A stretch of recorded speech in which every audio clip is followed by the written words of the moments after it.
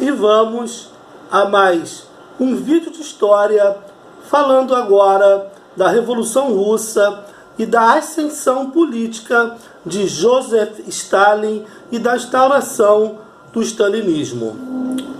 Em janeiro de 1924, faleceu, vítima de um derrame cerebral, o grande líder bolchevique Lenin. E sua morte deu início a uma disputa para substituí-lo entre Joseph Stalin e Leon Trotsky.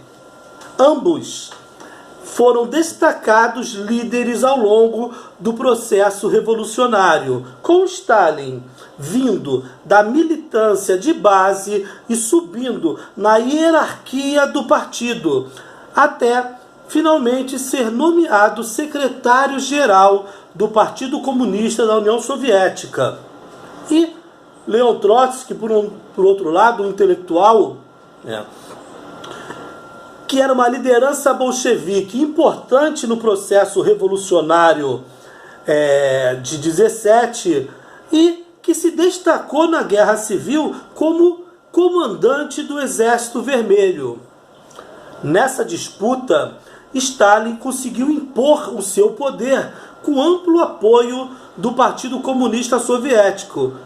E Trotsky acabou primeiro sendo expulso do partido e finalmente expulso do país em 1929. Stalin e seu projeto de socialismo em um só país saíram vitoriosos sobre Trotsky e seu projeto de revolução permanente e internacional. Stalin acreditava que para implementar o socialismo na União Soviética era preciso empreender a coletivização do campo e uma industrialização acelerada. Lembrando que a Rússia era um dos países mais atrasados da Europa e predominantemente agrícola.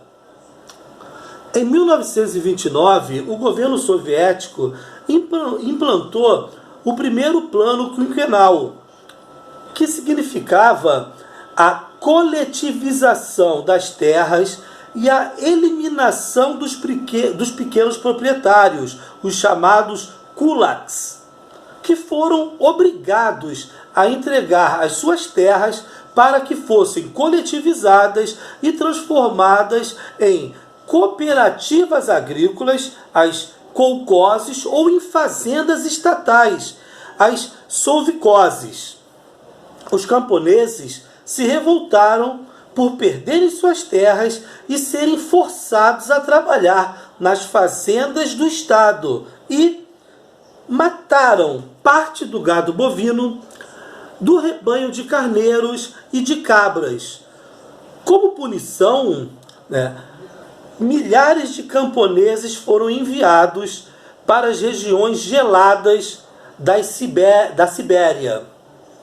Os camponeses que trabalhavam nas terras coletivizadas ganhavam muito pouco e não tinham estímulos para produzir. E o resultado foi a queda brusca na produção agrícola, gerando uma nova onda de fome no início dos anos 30. Após a coletivização do campo, o governo de Stalin deu início a uma segunda etapa do que ele chamou de construção do socialismo, claro, do seu tipo de socialismo, que ficou conhecido como stalinismo. O investimento na industrialização pesada se tornou a sua maior marca. Para isso, ele investiu na produção de matérias-primas como ferro e aço e de fontes de energia como carvão e petróleo. E foram construídas siderúrgicas, hidrelétricas, ferrovias, autoestradas e até o metrô de Moscou, já lá nos anos 30.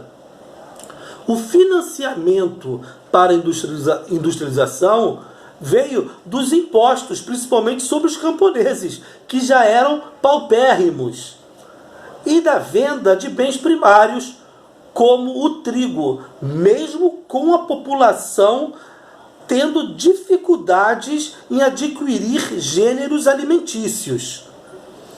O modelo de industrialização soviética priorizou o investimento na indústria pesada e não foi capaz de atender às necessidades básicas de bens de consumo da população. Em meados dos anos 30, Stalin deu início ao processo de perseguições em massa e expurgos no Estado, com a alegação que no Partido Comunista tinham muitos inimigos infiltrados. Essa fase de expurgos ficou sendo conhecida como Grande Terror.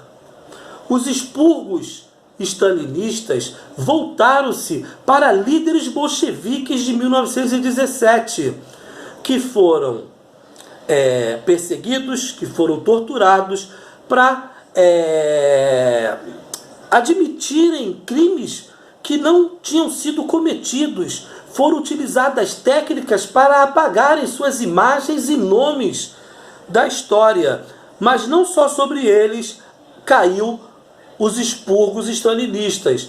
Os comandantes militares que se destacaram na Guerra Civil, que obedeciam a Trotsky, que eram referências heróicas dentro da União Soviética, também foram presos, julgados e, como os heróis bolcheviques, condenados à morte e fuzilados. As perseguições não se encerraram aí. Elas continuaram, com centenas de milhares de pessoas acusadas, de serem contra o regime, de serem aliadas de inimigos do regime, como trotskistas e anarquistas, acabaram assassinadas sob a acusação de espionagem, terrorismo e sabotagem. Com os expurgos de Stalin, esse governante deu um golpe de Estado, eliminando os líderes bolcheviques, críticos e oposicionistas e substituindo-os por uma nova geração de dirigentes leais a ele.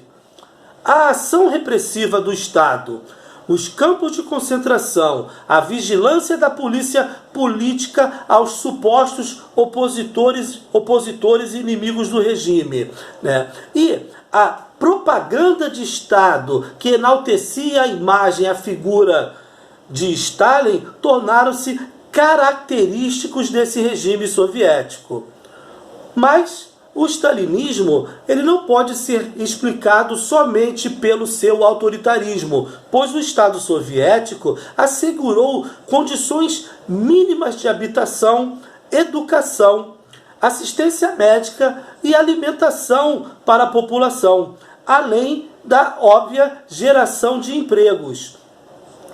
Os grandes beneficiários, as pessoas que conseguiram crescer social e politicamente dentro do regime, apesar das melhorias que não podem ser negadas a outros setores, foram a chamada nomenclatura,